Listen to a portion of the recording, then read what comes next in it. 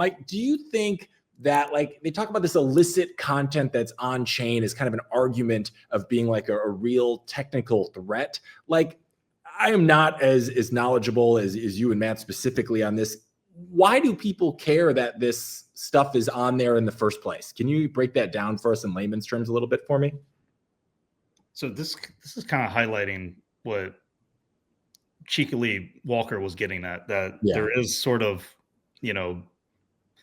it got a bit weird. I don't know when, a couple weeks ago or whatever. I would say mainly spearheaded by people like Mechanic and Crater that were talking about contiguous bytes being more detrimental. There supposedly is already a ton of illicit material in the Bitcoin blockchain. The Steelman for knots. Now, this is, I'm going to get enemies both on core and on knots, but I will steelman knots from the leaders, which I consider to be people like Jason and Luke Dash Jr. The steelman, as I understand it, and I don't think I'm misrepresenting anybody, is when CSAM, which I believe is a new term for literally everyone except lawyers, when that was in the Bitcoin blockchain, it was not legitimate and we did not condone it. However, with this change of op return, we are now condoning it. And it is now illicit material subject for sanctioning, stuff like this. So this is a take that I haven't seen. I said this at the very beginning. I haven't seen one lawyer back up this claim.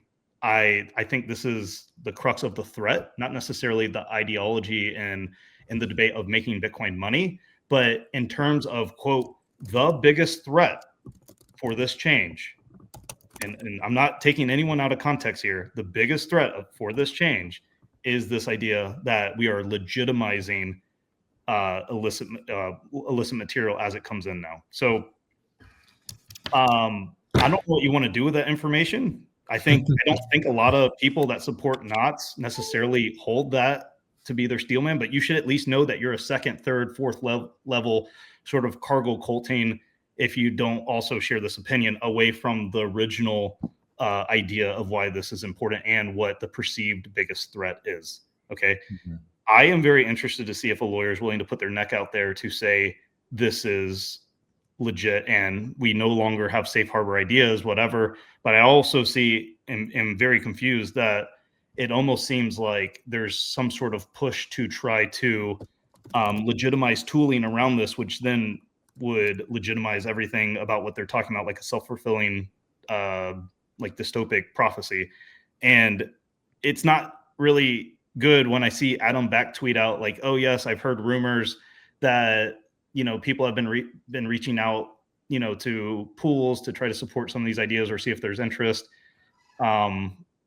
So I think I know that wasn't necessarily answering your direct question, Hank, but that's sort of the way I understand the situation and how I'm perceiving it. So would be really interested to see if someone else has a different take.